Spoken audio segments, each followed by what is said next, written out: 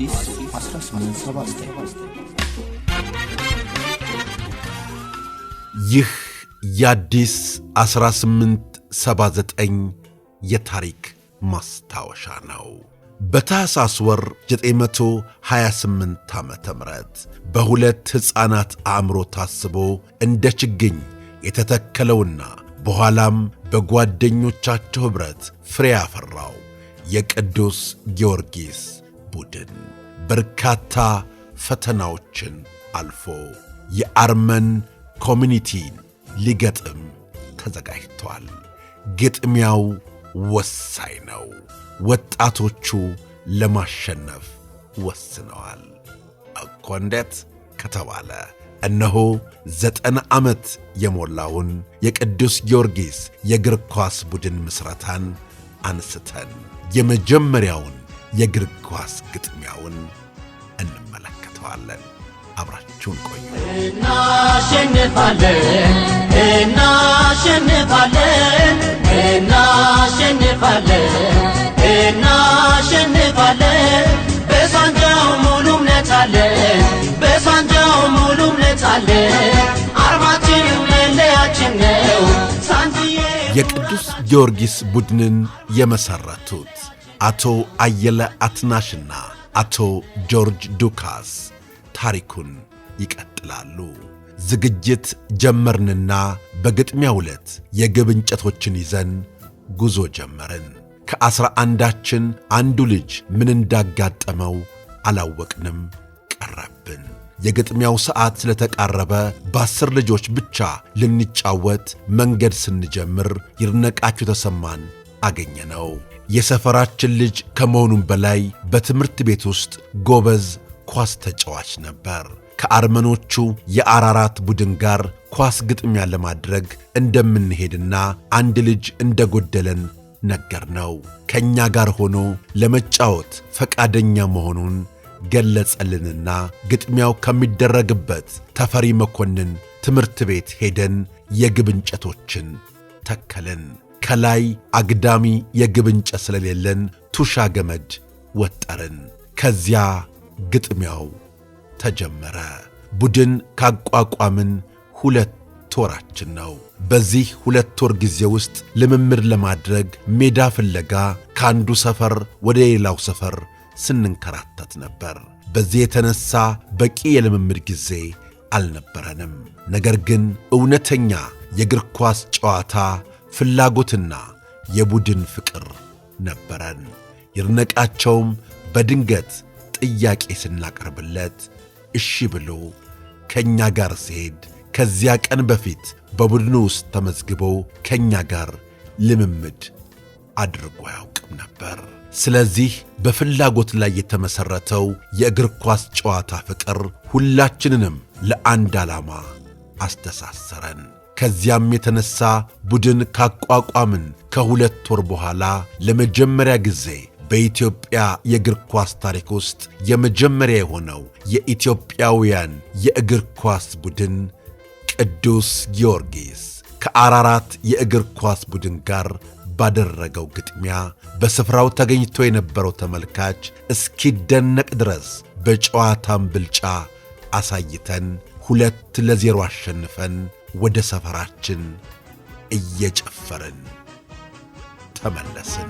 ምክራችን ነህና ዛሬም መድመቂያችን ጊዮርጊስ ጊዮርጊስ ንገስ ክበርልን ጊዮርጊስ ክለባችን ጊዮርጊስ ጊዮርጊስ ይህን አገር ይመስክር ሁሉ ስላንተ አውራ ሳንጃው ሳንጃው አሸናፊነት ከአድማስ አድማስ ያብራ ሳንጃው ሳንጃው ሞት ፈሰሰብህ የዋንጫ ጎተራ ጊዮርጊስ ጊዮርጊስ ልዩ ነህም በልህ ሌላው አይወራ ጊዮርጊስ ጊዮርጊስ ሞት ፈሰሰብህ የዋንጫ ጎተራ ሳንጃው ሳንጃው አንበሳንም በልህ ሌላው አይወራ። የዚያን ዕለት ሳይሆን አይቀርም ስፖርት ተመልካቹ ሕዝብና የጊዮርጊስ ቡድን በፍቅር መተሳሰር የጀመሩት ይላሉ አቶ አየለ አትናሽና ጆርጅ ዱካስ። በዕለቱ ባደረግነው ግጥሚያ አንዱን ግብ ያገባው ይድነቃቸው ተሰማ ነበር። ግጥሚያውን ባደረግንበት ጊዜ ስለ ይድነቃቸው የማይረሳ ትዝታለን ይላሉ።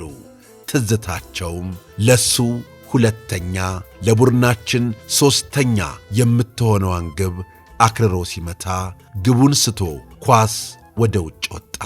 እንዴት ሳትኩይ ብሎ ይርነቃቸው በመናደድ ስቅስቅ ብሎ አለቀሰ። የአራራት ቡድን ተጫዋቾች በሙሉ ትጥቅ ሲጫወቱ እኛ ግን ሸራ ጫማ እንኳን አልነበረንም።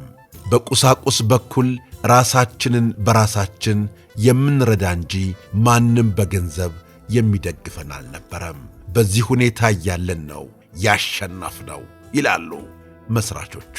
ከዚህ ግጥሚያ ጥቂት ቀናት በኋላ የሀገር ውስጥ ማከፋፈያ ኮርፖሬሽን የሚገኝበት ስፍራ የኢጣሊያ ኮሚኒቲ የሠራው የኢጣሊያ ሜዳ ይባል የነበረ የኮሚኒቲዎቹ ቡድኖች ልምምድ የሚያደርጉበት ሜዳ ነበር።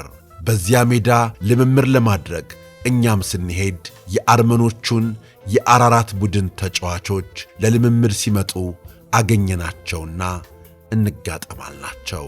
ተመካከሩና የሻምፒዮን ውድድር ስላለብን ለልምምድ ጠቅሙናላችሁ አሉና እሺ እንጋጠም ብለው ጨዋታው ተጀመረ።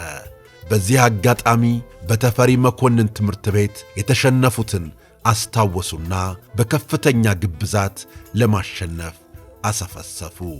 እንደ ናቁን ስለገባን አራወጥናቸው። ሊያዋርዱን ነው ብለው ስለተደናገጡ ጠንከር ብለው መጫወታቸውን ቀጠሉ።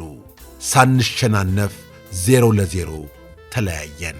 ከጨዋታው ፍጻሜ በኋላ በጣም አደነቁንና የሻምፒዮን ውድድራችንን እንደፈጸምን በደብዳቤ የግጥሚያ ጥሪ እናደርግላችኋለን አሉን። እንዳሰቡትም የጥሪ ደብዳቤ ሳያደርጉልን በሚያዝያ ወር 928 ዓመተ ምህረት ጠላት አዲስ አበባ ገባ። ታዳጊዎቹ ግን ልምምዳቸውን አላቋረጡም።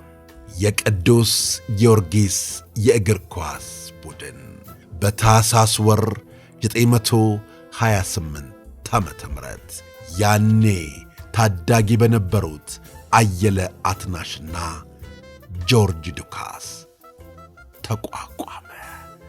እነሆ በትውልዶች መካከል አልፎ 90 ዓመቱን ደፈነ።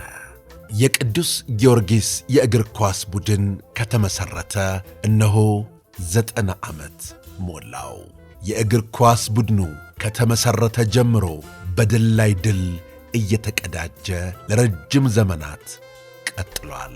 አሁን ላይ ግን የቅዱስ ጊዮርጊስ ቡድንን እንደምንመለከተው ውጤቱ እያደር እየወረደ መጥቷል። እግር ኳስ ተጫዋቾቹም በወኔና በብቃት እንደ ቀድሞቹ መጫወትን የተዉት ይመስላል። ቅዱስ ጊዮርጊስ ቡድን ምስረታው ታሪኩ በእጅጉ አስገራሚና አስደናቂ ነው። ወደፊት በየአይነቱ አስገራሚ ታሪኮቹን በስፋት እንመለከተዋለን። ውድ ቤተሰቦቻችን ስለ አብሮነታችሁ፣ ስለ ወዳጅነታችሁ ከልብ እናመሰግናለን። በቀጣይ እንዲሁ እንዳማረብን ተመልሰን መጣለን። እናመሰግናለን። አዲስ 1879